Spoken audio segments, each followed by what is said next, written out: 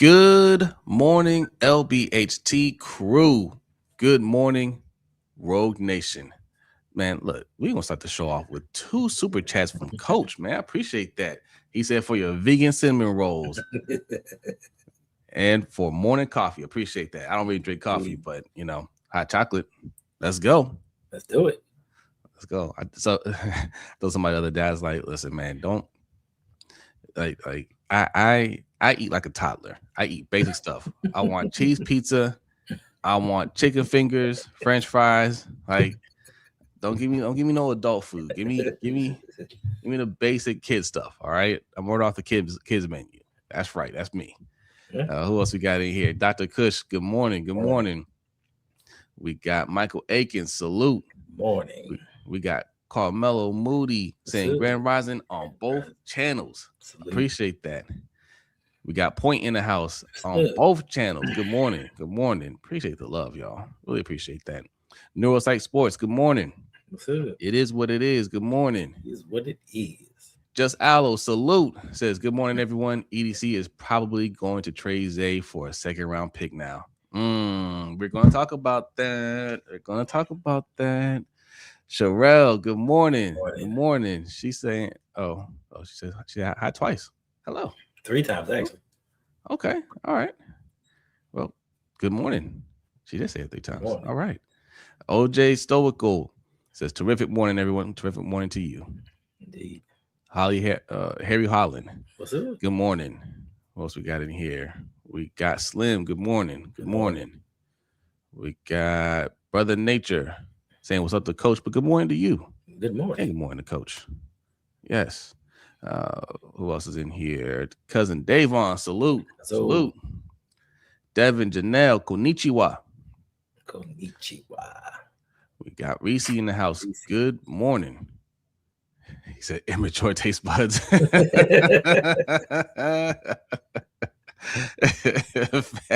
It's light on the pocket, see. I'm never growing up. Never growing up like a Toys R Us kid. Thanks. Slim Smith, good morning. What else we got in here? Coach C, good morning. Good morning.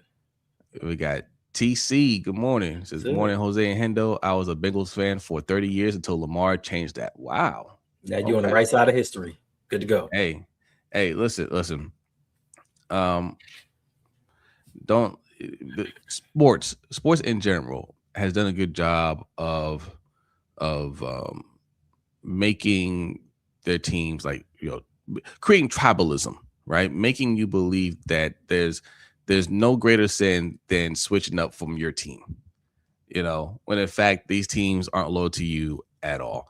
In fact, the more money they make, the more evil they get, and they don't look out for your interest in the least bit. So whenever you feel like you want to switch teams, go for it. That's your prerogative, man. You literally owe them nothing. Thanks. All right. They don't give you a medal. They barely give you a thank you for being a fan. They don't give you anything for being a fan. Nothing. And then some teams don't even want to do right by y'all by trying to put out a good product. So, an Unkind Ravens fan, good morning. And I say that because, you should enjoy what you're watching. Yes, your team might have down years and you want to stick with them. That's cool. But they're putting out bad product at the bad product at the bad product. I'm not talking about the Ravens. I'm talking about in general. Like the Orioles.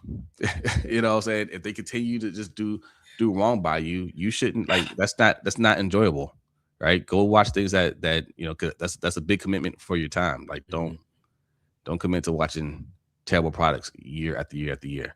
Jonathan Washington Jr., good morning. Jaleel, what's up? Grand Rising.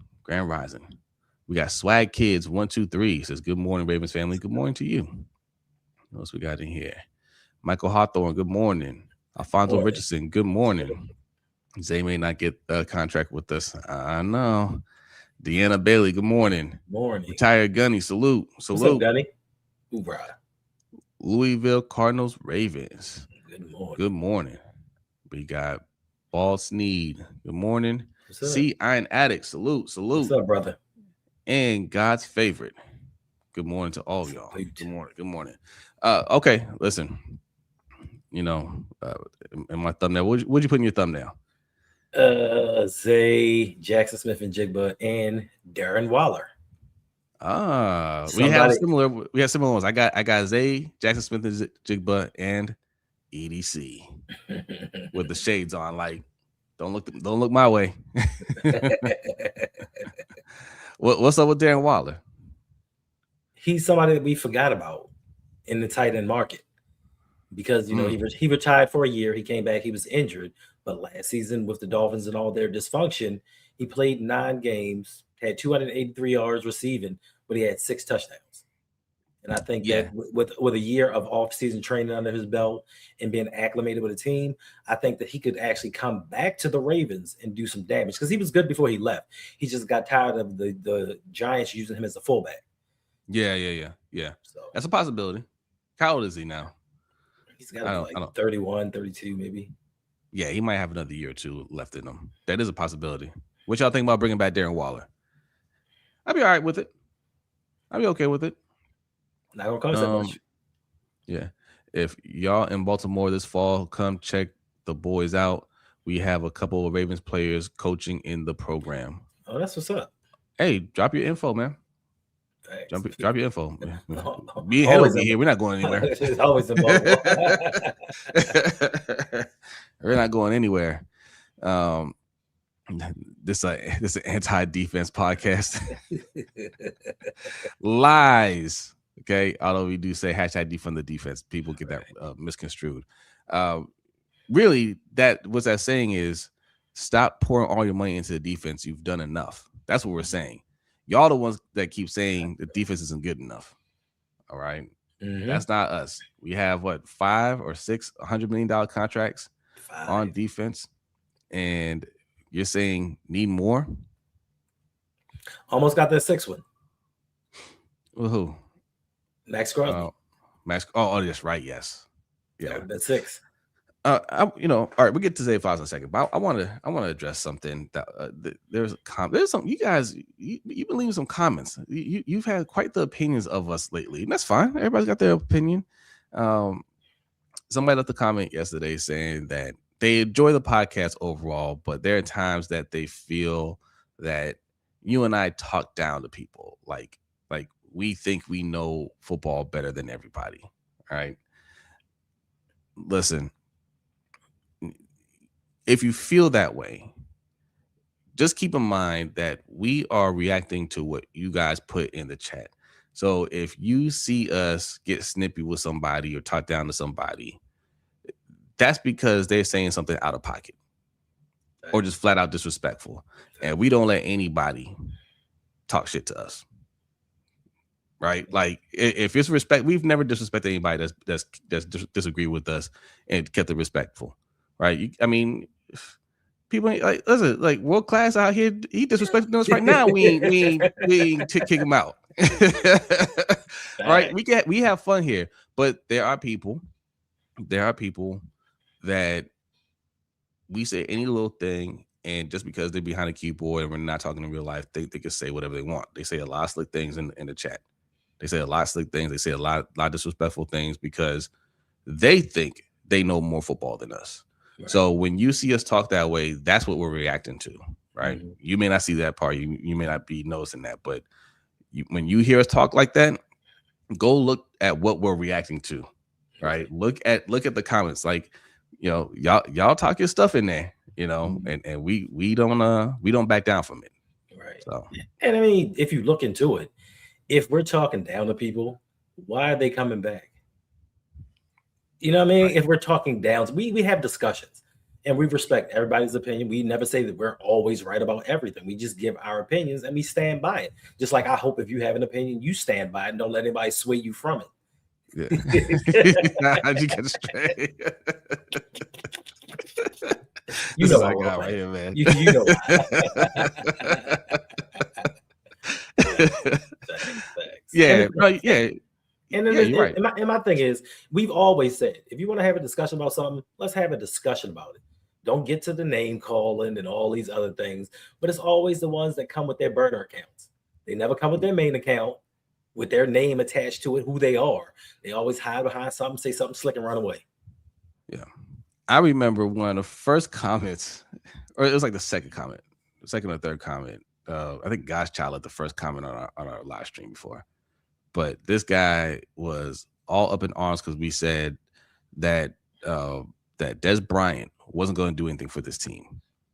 Right. When we signed Des Bryant. And listen, anybody that tells you otherwise is giving you revisionist history.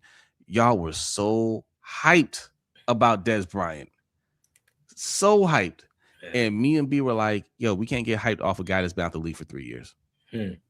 We can't. Like, he's not that guy. Right. And that's all we were saying. And we're like, that's not getting Lamar Jackson a number one target. Right. And we're like, if they get more and he's just a guy that the kicking ties on, that's fine. But if he's supposed to be the guy, that's a bad move. And this dude was going in on us. And I said, I put one of his comments. I said, all right, I'll tell you what. Let the season play out. And when we're right at the end of the year and you're wrong, I want you to come back and say that. Right? And he said, I will. I'll come back. This fool deleted his account.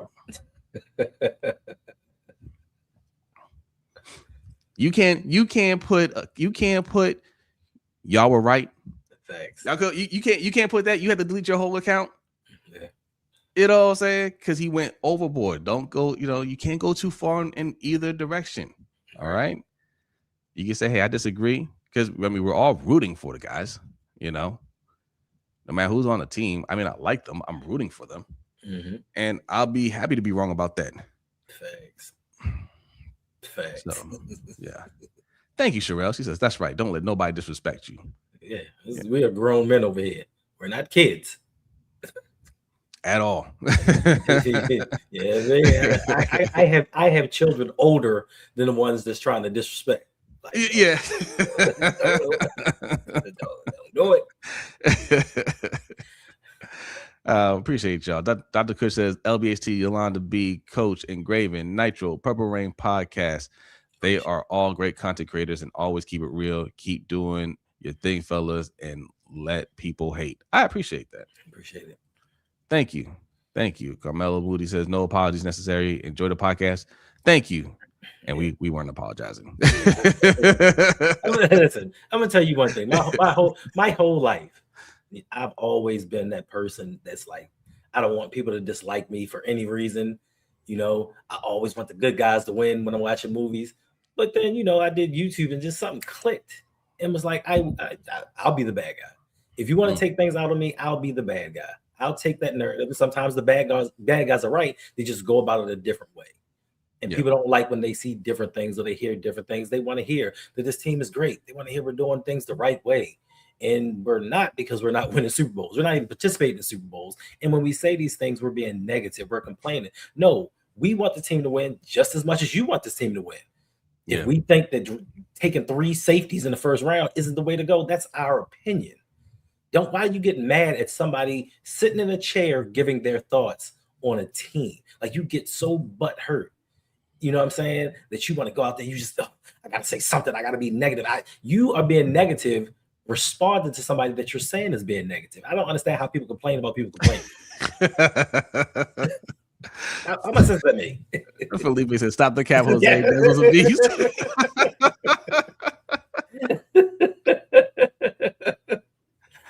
We're gonna be calling him Dr. Felipe pretty soon. Aren't you? You said you were in a PhD program, right? Oh, yeah. We're calling him Doctor pretty soon. Okay, keep doing your thing. Then get the super chat from Ty Riggs. Appreciate you, Ty. It says, y'all said last year the O-line was going to be our downfall, and it ended up being true. Y'all just trying to give us reality people corny for hating. Right.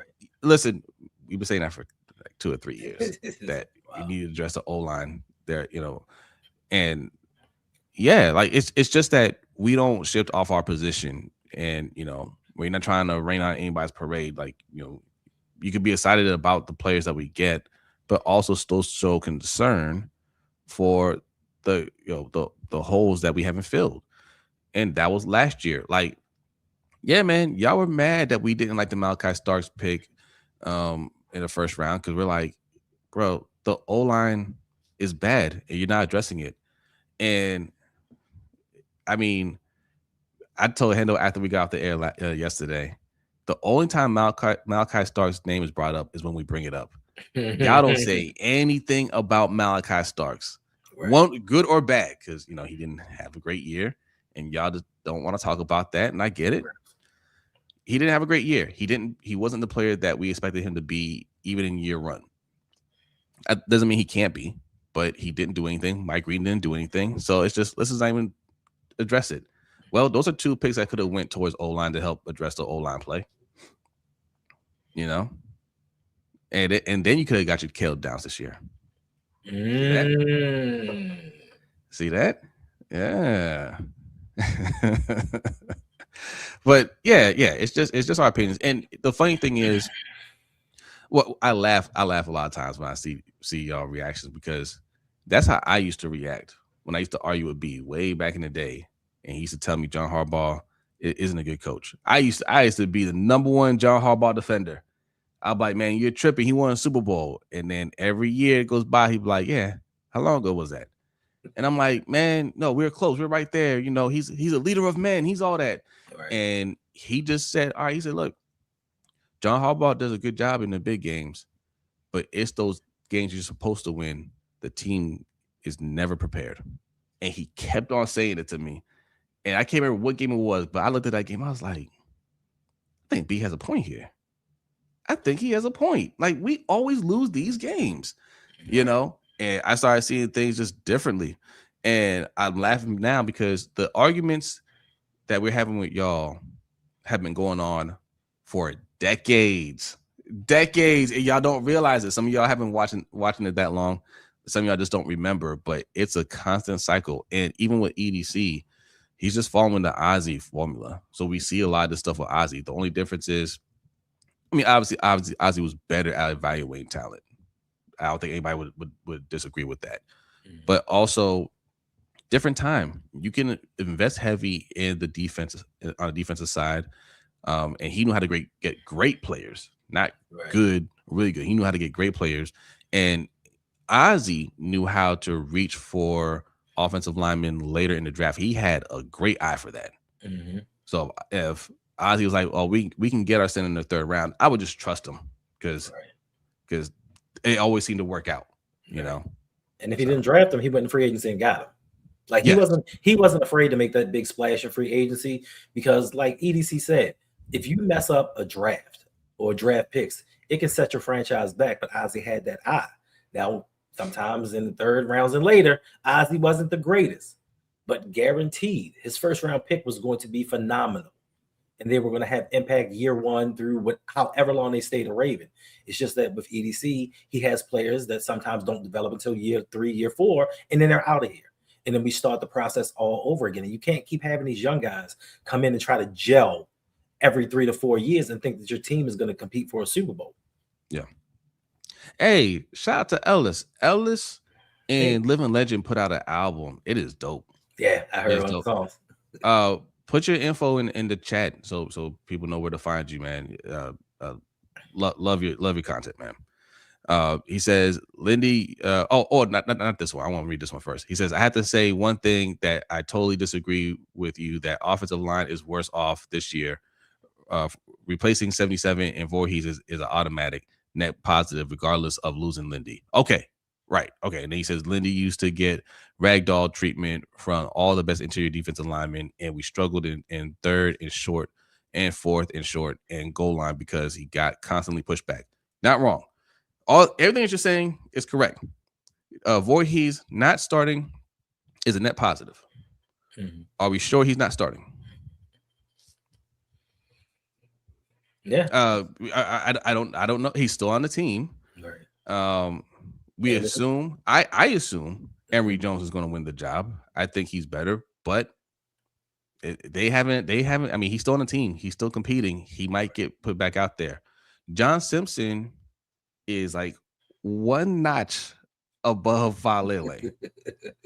And the things that you're saying about Linderbaum, true. How has that changed now? Like, is Corey Bullock going to not get steamrolled by these interior D linemen? Like who? Like, I can't remember the other guy's name. Pinter. You know what I'm saying? Like, these guys are going to get steamrolled. And look, all the Tyler Linderbaum's weaknesses, they're going to have and then some. Like, we just got completely worse at center, and we may get slightly better at guard. And I don't know what we're going to get from Ronnie Stanley. Are we going to get a better version of Ronnie Stanley, a healthier version? I hope. But if he declines, overall, I think we're a worse O-line. Mm-hmm. But we're not done yet. We're not done yet. So we'll see. We'll see. We might be okay. We might be okay there. Steel City, what's good? Thanks for coming through. Stu says Joe Flacco lacked talent around him as well. Traded Bolden for no reason. Well, he didn't lack talent when they went to the Super Bowl. All that stuff happened after the Super Bowl, and that was bad. When they traded Bolden. Well, for $4 million. They said he was too expensive. Yeah. That was them punishing Joe Flacco for demanding a huge contract, right? They wanted to roll the dice on Flacco and not pay him in his contract year. And he won a Super Bowl. And he was like, now give me everything. And they had to give it to him. Twice. They had to get, and they said, you know what? We're going to give you everything, but we're going to take all your weapons away. You know, they did Flacco dirty too. Pay people what you owe them. Yeah. And another part of that was John Harbaugh. He wanted those big personalities out the locker room. Yeah. Because they took Bernard Pollard, Ed Reed, they let all of them go. And Bolden too. Yeah. And they gutted this team. Yeah. But but I see they say Flacco wanted top dollar. That's not true. Flacco, they had a deal in place, but Flacco, I think, wanted like $2 million more per season. And the Ravens were like, nah, I don't want to meet that. We'll let this play out and see what happens. If they'd have paid him that contract, they would have saved millions of dollars and been able to keep that team intact and maybe went on another Super Bowl run. We don't know. But yeah. What's up, DDSQ? Good morning. What's up, man? Good morning. And that's a great segue into Zay Flowers. Okay. Jaxon Smith-Njigba, I should have pulled up his contract. He's getting like $45 million a year, $42 million a year. $42 million a year. Okay. He is currently the best wide receiver in the league, offensive player of the year. He is a straight up beast. Mm-hmm. Now, Zay Flowers he's going to his fourth year. We could pick up his fifth year option. So we have 2 more years technically with him before we have to worry about this. But I think he's eligible for an extension after this year, correct? Yeah. If it's not now, it'll be at the end of the season. Now we're at the end of the season. We got to keep an eye on that. And chat, you can help us out with that. When is he available for an extension? The smart thing to do is to extend him now. Now, question is, what are y'all willing to pay Zay Flowers? Okay. Right. Because what the Baltimore Ravens have done an excellent job of is conditioning us to believe that wide receivers aren't worth the actual money that they're worth. Mm-hmm. Okay. Zay Flowers is one of the better wide receivers in the league. He's young. He might have an even better season this year. If he says, give me $38 million. Give me $38 million. Yes, God's favorite. $27.3 million look like a steal now. Mm-hmm. And my point is, no matter what you sign a good player to, in a year or two, it's always going to look like a steal. Right?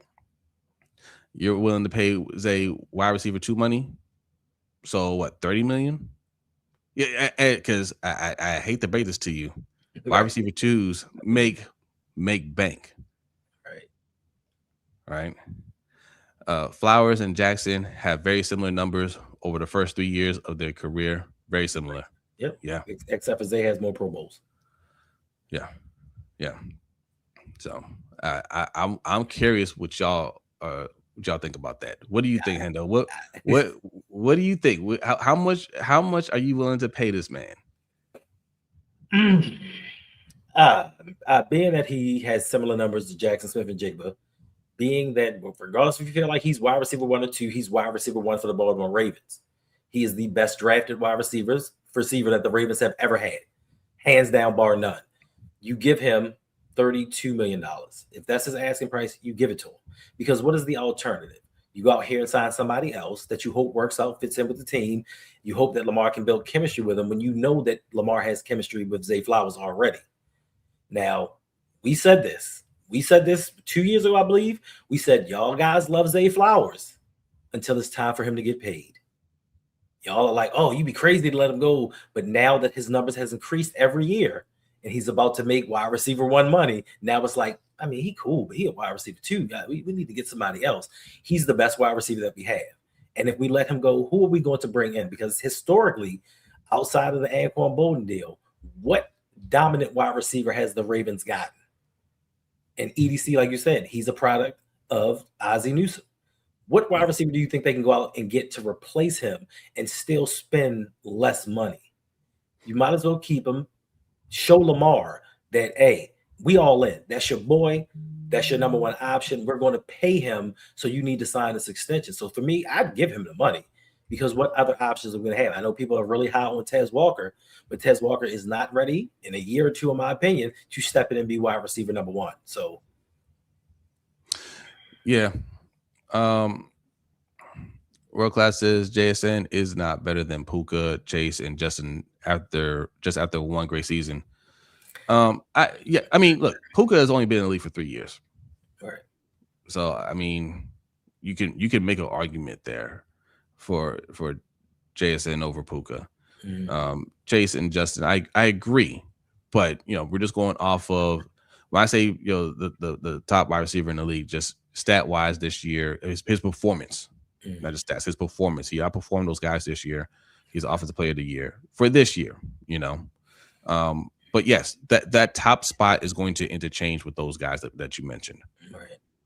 And I mean, if you look at it, if you go statistically, you look at his first year, he had Tyler Lockett and DK Metcalf ahead of him. So of course his numbers are going to be down because he had to share the load. So he's not going to come in and be an immediate starter. So his numbers are going to be a little bit less. Puka was playing, and I'm not taking anything away from Puka because Puka is a bad dude, but he was playing opposite Cooper Kupp. That frees you up a little bit. That was when Cooper Kupp was really good. So that frees you up, and he's still a great wide receiver. So and he's playing next to Devontae Adams this year. But on his own, Puka's that dude.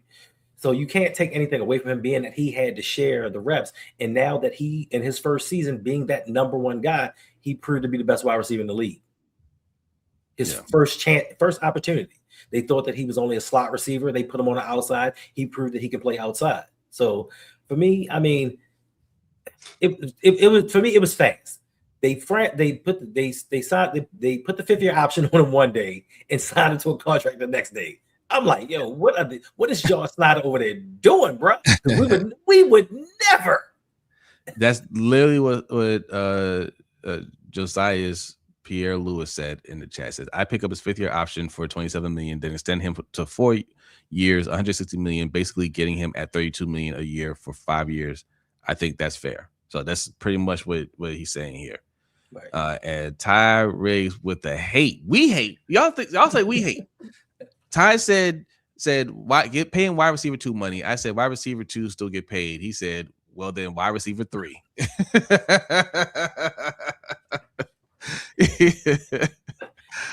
YT says we need to be signed Zay immediately, day 1 of eligibility. Don't matter the price. Use Flender as an example of how we need to handle this early. Facts. Doesn't matter what we ask for. It doesn't matter. JSN is making $42 million a year. Zay's going to want close to that, especially if he has a hot year. Right. And no, go ahead. It's like I just need people to think about this. Y'all hate Zay now. I don't know why y'all hate Zay now, and not all of you. But think about this. Jaxon Smith had 1,700 yards receiving? Yeah, something like Zay had 1,200 yards, and we threw for 2,900 as a team. He had 1,200 of those 29. So he was the focal point of this offense, and defenses still couldn't stop him. What do you think he's going to do in another year if we can get a better offensive line with a better offensive coordinator? What do you think that he's going to do this season? Now, the one thing we can say is Zay running a straight line. Run forward. Catch that ball, run forward. Stop with the dancing. He's lost at least 150 yards dancing around. You know what I'm saying? So now he had 1,400 yards. I mean, yeah. I think we forced Zay the ball in those weak screens hurt him. Facts. They used him wrong. Yeah. And still got 1,200 yards. Now the touchdowns may be an issue. We'll see. I with this coaching staff, we still don't know what kind of offense they're going to really run. So we gotta see how to use them. Will EDC at least get high draft picks for Zay, or just wait for the good old complimentary 4th or 5th rounders when he walks scot-free, like likely in Linderbaum? Yeah, I don't think that's the question. I don't think they're going to trade him. But I mean, it depends what we do in the draft. If they end up drafting a wide receiver, I can see them trying to trade him away, right? Because they just, like I said, man, like this team does not want to make the investment on offense. In his mind, he doesn't think the way he thinks on defense. Like, hey, we got to get 2 really good edge rushers. He doesn't think that way for offense. He's like, we got 1 good wide receiver. If we draft another good wide receiver, we have to get rid of 1 good wide receiver. Right. And that stems from Ozzy's formula back in the day too. That's how he approached the O-line. You pay one guard and you get rid of the other, but you don't pay 2 guards good money, because that's how we kept Marshall Yanda. We actually drafted Ben Grubbs in the 1st round, I believe, that year. Yes. Yanda was 3rd or 4th round. And Ben Grubbs is really good. Ben Grubbs was a Pro Bowl, I believe, when we got rid of him. But they were like, yeah, we're going to pay Yanda, and we don't have the money for you. Right. So that, we could have had, our O-line was stacked, but they said we only pay 1 and we'll figure out the other one. I think he's kind of using that logic with wide receiver as well. But yeah, I think you gotta pay. What's up, Imani? She says, hopefully they don't trade him. Yeah, keep him, sign him now. And you're right. You have to learn your lesson at some point, but this is intentional unlearning. Right, like they know that that's what they should do. They know they should pay him, but they won't pay him. But yes, if he says 32, nah, man, Jackson's making 42. I need at least 37, 38 million. You better cough up that money. You 30, yeah.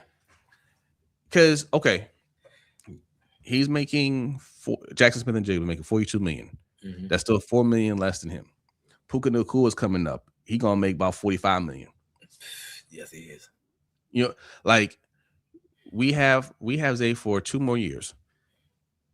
If we don't get a deal done, by the time he's actually up for contract, he could be looking at 48, 49, close to that $50 million mark. Ooh. So what you're saying is, a few years back, and I know we look at things now, but so you're saying a few years back, signing Tyreek at 30 million would have been a steal. Yeah. Yeah. Interesting. Yep. Exactly. The number only goes up. Jay says trade him to the Dolphins at least one of a few teams, a wide receiver core that's worse than the Ravens.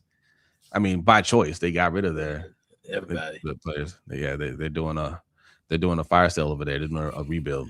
So Queen, what's going on? Says Ravens front office is so stubborn. Get out of the dark ages. Yeah. Hey, anybody that thinks we're being negative right now, I just want you to know we're reading comments. Okay. I asked the question. What would you pay Zay Flowers? That's all I asked. What would you pay the man? Okay. Retired Gunny says, without a good O-line, it doesn't matter who is our wide receiver because there won't be time to throw the ball. Well, it does matter, but you're not wrong. Like you gotta have a good O-line. I mean, we saw the Bengals make it to the Super Bowl with a terrible O-line because he had 2 out of this world wide receivers, right? But it's riskier, and it's not you can't get sustained success by having a bad O-line and just the talent only, because as you can see, Joe Burrow can't stay healthy. Right. All right. He gets blown up a lot. So you definitely need to address the O-line. And we saw what Lamar did with a great O-line and no Yes. wide receivers. So imagine if you put great O-line, great wide receivers. What could he could pass for 5,000 yards, 50 Fact. touchdowns. If you give him the protection and you give him the offensive coordinator, because Todd Monken, I tried to tell y'all, wasn't that dude. He was cool. He helped Lamar in his ascension. He was not that guy. He knew we had a bad offensive line, but yet and still, week in and week out, long development plays when Lamar played, at least, and he didn't help. The one thing the Bengals had was an offensive coordinator that knew my line ain't protected so well. So let me find some quick screens, some quick plays to get the ball out of Joe Burrow's hands, and that's how. And let the wide receivers make the plays. We didn't do those things. One, because we didn't have wide receivers that could do contested catches or break tackles. But if you have an offensive coordinator, and we don't know what Declan is going to do, but if you get that offensive line, you re-sign Zay, you bring in somebody else that can play opposite him, maybe get a serviceable year out of Mark Andrews, who's going to stop us? You block it for Derrick. Derrick Henry did superhuman feats last season with a bad offensive line. He was 26 yards away from leading the league in rushing with a bad offensive line and a bad play call. What do you think would happen if we put all of these things together on offense like we do on defense? Who would stop this offense? The defense wouldn't have to stop people. The defense wouldn't have to hold teams to 17 points because we would outscore everybody every week. Yeah. Yeah. So wait, Zay Flowers and Jaxon Smith-Njigba, they got drafted in the same year? Same draft, two picks apart. I was sitting there praying. When Seattle came up, I was like, just don't pick him. Just don't pick him. Just don't pick him. Because I knew Quentin Johnson was going to be the next wide receiver going. So I was like, we're going to get him. We're going to get him. And they snatched him up. So that means Zay can get his extension now. Yes. Okay. So he's eligible now.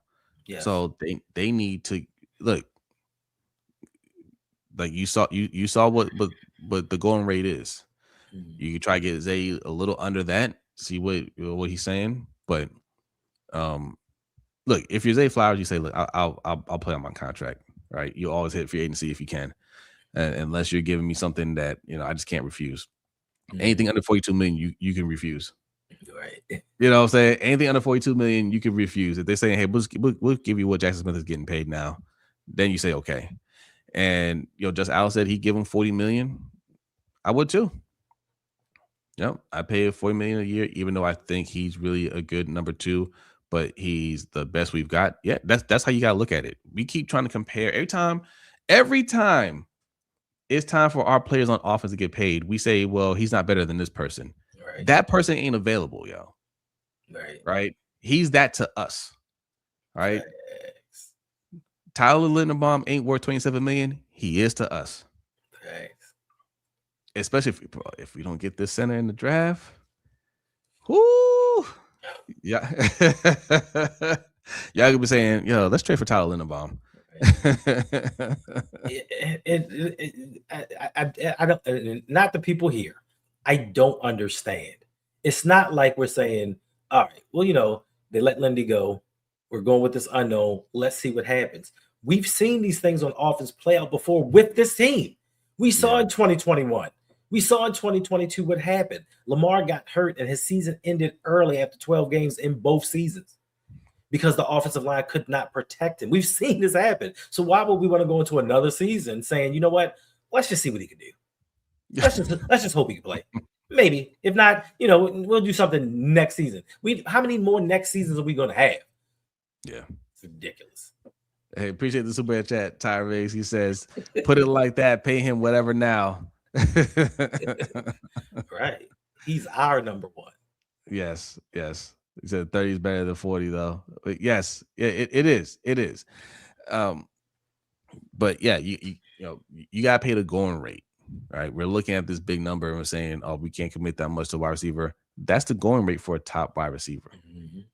And the alternative is to keep cycling through your wide receivers for the foreseeable future. And that's what you've done for Lamar Jackson. You haven't given him a reliable number 1, consistent number 1.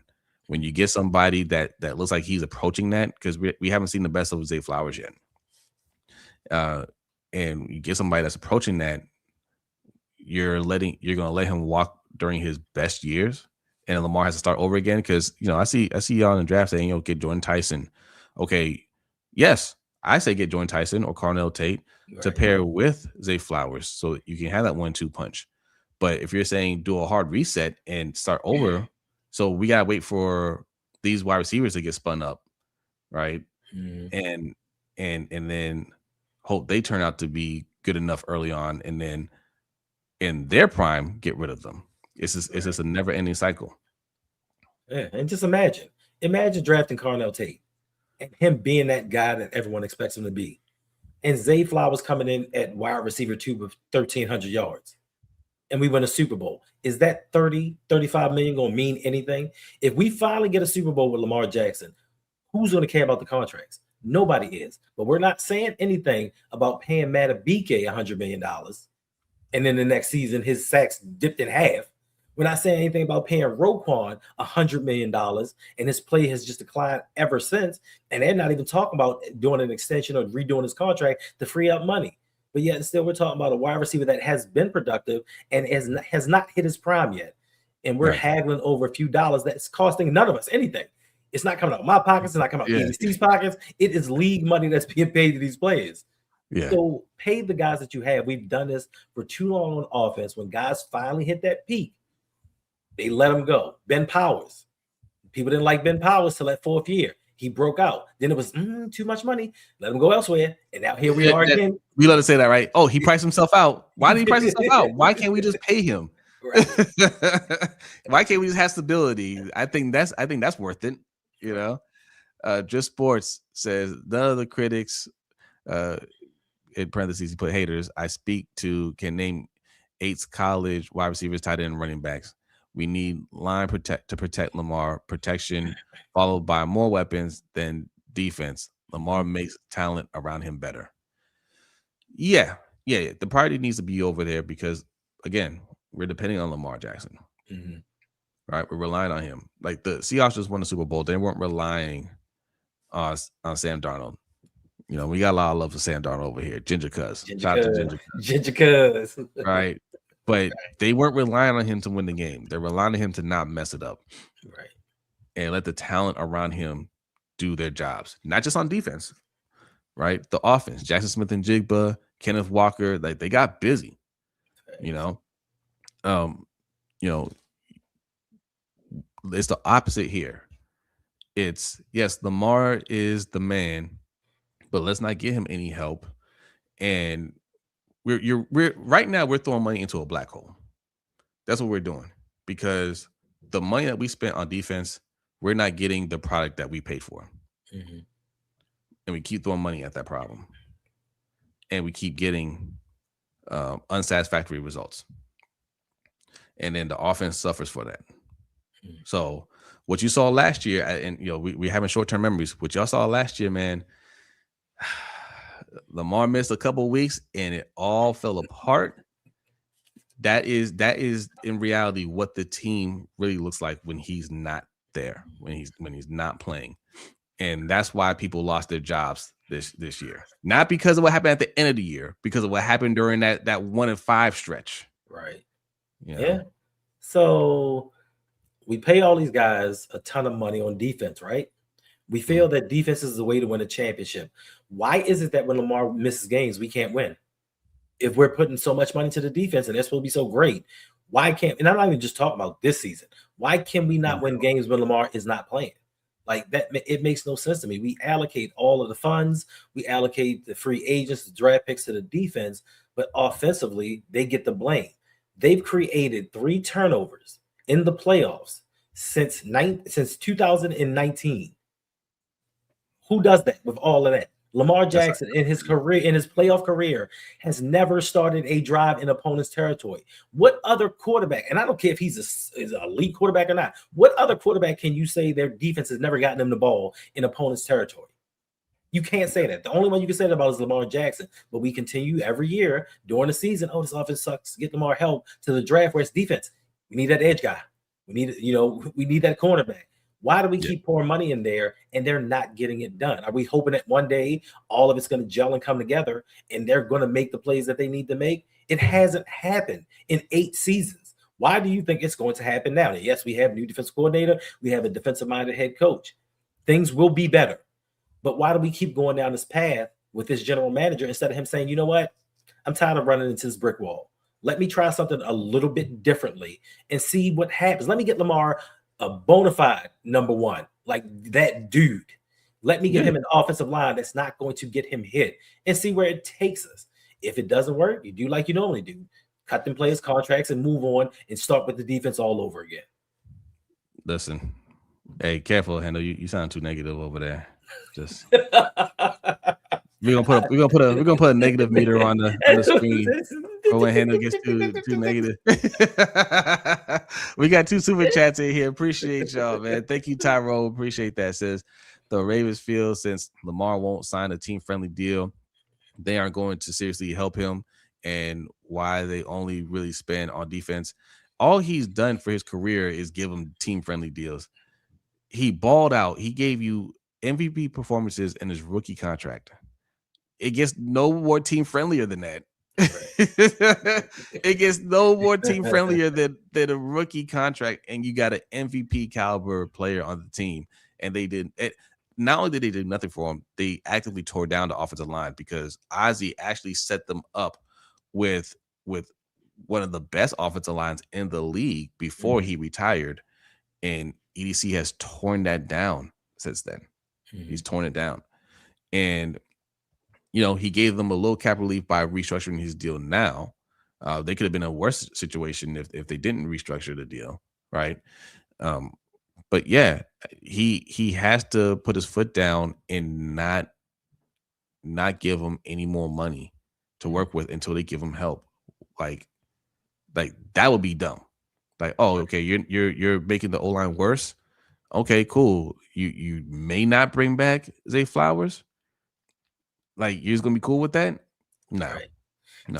So now we're technically in a worse situation, and this is what Lamar may be doing because he didn't give the money back. Like, they added the void years to his contract without his say so, just to free up some money. Now what happens is in 2027, his cap hit balloons from 74.5 to 84.5.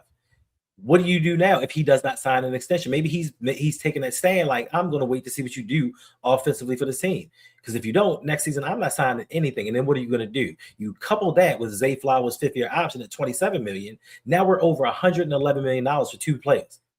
Yeah. Now the Ravens are behind the 8 ball, and they have to do something. You have to show some loyalty to him because he's, like you said, he's giving money back. Like, he could have made a fuss when you franchise tagged him. He could have made a fuss when you put the 5th-year option on him. He didn't. He took those cheaper deals as an MVP, balled out. You haggle with his deal in 23. He's the only quarterback in 2023. It wasn't Justin Herbert. It wasn't Joe Burrow. It wasn't Trevor Lawrence. He's the only one that had a career year in 2023. All of the other ones they all underperformed after signing an extension. So Lamar's done his part. It's the team now has to reward him for his loyalty, because he could have, like that, when he asked for the trade, it was a negotiation ploy, but he could have legitimately said, I want out of here. You guys have not shown any promise to this offense. Like you said, Ozzie set them up, not just with the offensive line. He set them up with Mark Andrews. He set them up with everything that they needed when he stepped down. And EDC said, you know what I'm going to do? I'm going to up you one. I'm just going to go all defense and let Lamar do his thing by himself. And if we don't win, people are still going to show up. Yo. You know, it's funny. Somebody left, but he left multiple comments. He's this close to getting the boot. But like we were talking about how EC hasn't drafted any stars, or just like 1 star. We're trying to figure out how many actual stars did EC draft, and we gave him more credit than just 1. Mm-hmm. We came up with a few names. This fool put in my comment section, oh, I guess y'all forgot about Mark Andrews, Ronnie Stanley, and Marlon Humphrey. These are all former All-Pros. I said, brother, you just named all players that were not drafted by EDC. Right. Crickets. Those are the people that we're talking about. When you think that we sound like we know better, those are who we're talking to. Okay, people like that. Deanna, thank you for the super chat. Let's get these super chats in here. Appreciate that. Says, pay these players their money and stop the BS. Why make Lamar start over and be cheap? Yeah, that's the thing. Where's the consistency? Mm-hmm. Why does he have to keep starting over with this? Right. You know? And we got another super chat from Slim. Appreciate you, Slim. Says, Ferris said it a few weeks ago. They're insane. Look up the word insanity in the dictionary. I bet there's a picture of EDC. Yeah, we're not hating, man. Like, we're just, I mean, that's it's still time. Okay, and I gotta say this every week.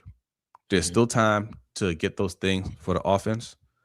And even if they don't get exactly what we want them to get, that doesn't mean it cannot work. Right. Mm-hmm. But we've seen a pattern over the years, over decades, in fact, that predates EDC, but definitely under EDC's tenure, we've seen a pattern that makes us not trust it. But doesn't mean it cannot work. You know, whatever move he makes, whether it's the move we want him to make or a move that he decides he's going to make separate from what we want, it has to work. At the end of the day, it has to work. If you say Emory Jones is the guy, I think Emory Jones could play, right? Has to work. If you say, hey, trust me, John Simpson is going to get it right this time, all right, I don't believe that, but if it works, it works. If you say we'll figure it out with Pinter and Bullock, Corey Bullock, you know, one of those guys or whoever we drafted in the 4th or 5th round is going to work out. Okay. All right. It just has to work. It just has to work. All right. We got to get out of here. 250 people watching. Make sure you hit that like button. If you're new in here, go ahead and hit that subscribe button on both channels, Lunch Break Hot Take and the Rogue Pod. I want to I'm gonna tease this for tomorrow.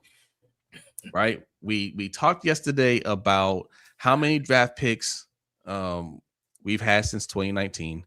The answer is 63.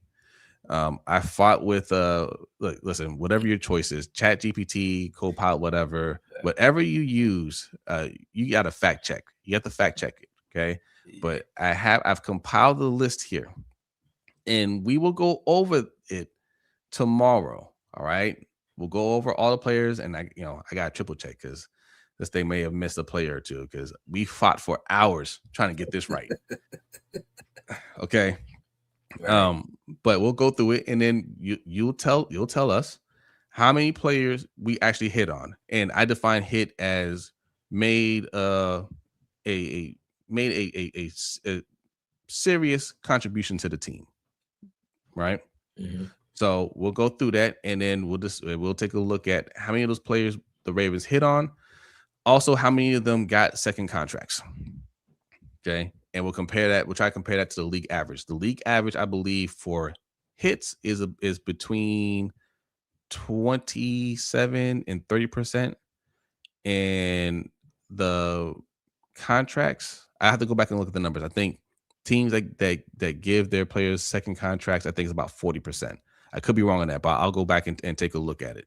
And we'll see where the Ravens fall compared to the league average because we draft more than people. Other teams, are we hitting on those picks?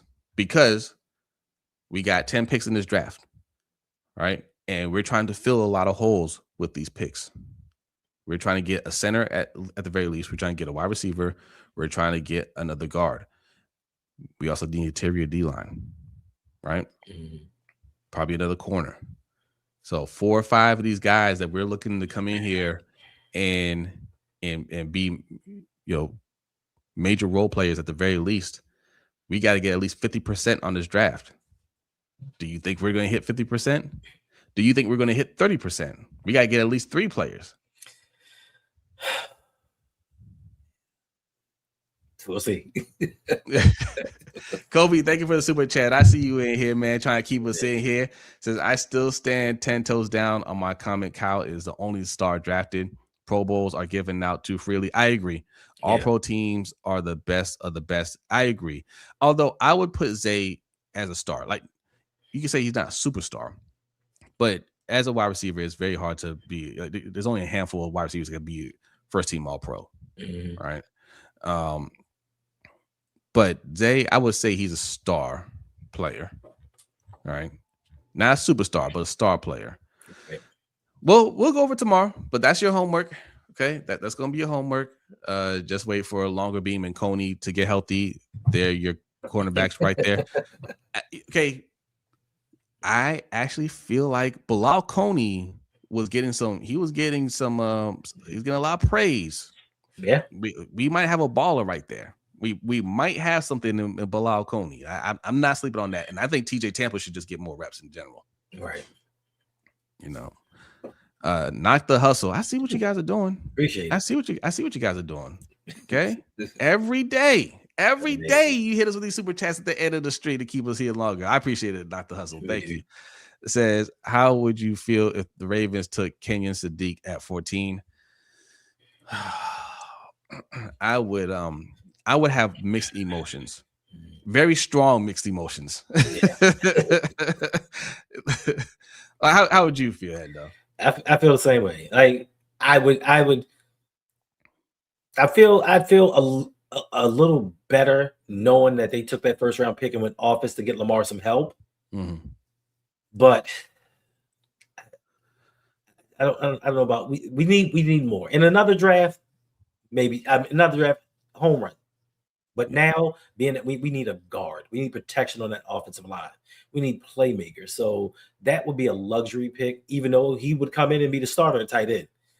I'd have to pass on that one. Yeah, like he would have to be Brock Bowers. Like Brock Bowers, Antonio Gates, Travis Kelce. He had to be on that level fairly quickly. I don't know if he's that level of tight end. He's very good, very athletic. You know, he has the tools to become that. But, you know, it's one of those things where it's like we could have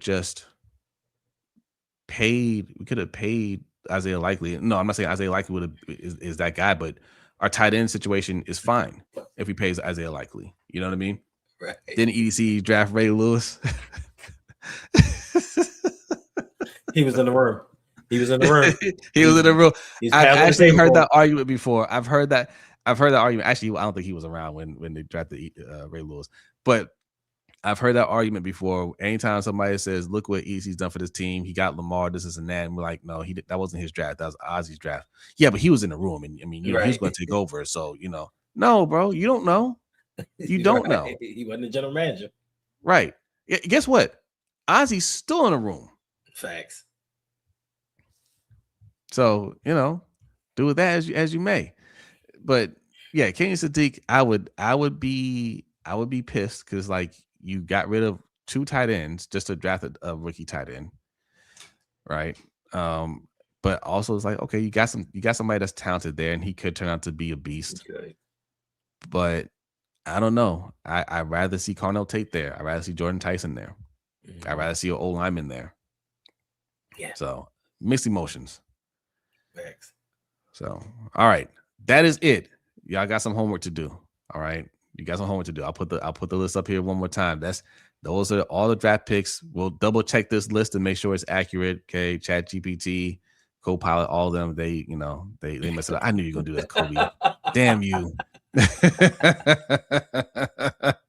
Thank you, Kobe. This is a deep inside O-line draft, interior O-line draft, and the value at that position is in the later rounds. Round 1 is less of a need pick and draft the most talented player. No, Kobe. No. I don't disagree. The problem is we say this every year. Right. Like that. I mean, I don't disagree with you. Right. If we had done a better job drafting over the years, I would be like, yeah, you're absolutely right. The problem is we say, hey, there's value in the later rounds and we can get this guy, and then we don't get that guy. Right. Right. Like, so when you're not good at this, okay, everybody has his weaknesses. Mm-hmm. If you're not good at it, you have to reach a little bit to make sure you get what you need. You know, you can't play that numbers game and hope that you get lucky. Right. You gotta, if the opportunity is there, you take advantage of it. If you have to reach a little bit, doesn't matter. You got the player that you needed. Right. Thanks. YT on YT. All right, y'all. This is the last one. We've been trying to be late. Says, what 3 players are y'all okay with the Ravens drafting over O-line in round 1 if they fall to us? Parnell Tate, Jeremiah Love, Ruben Bain. I was gonna say yes. Parnell Tate, Jeremiah Love, Jordan Tyson. I'll take him too. I cannot get mad at Ruben Bain. I can't get mad at Ruben Bain. But if we have not addressed O-line in any way before that, I'll be asking some questions. Facts. Kobe said, check your PTO. It's out, man. That's what I'm trying to tell you. It's out. Right.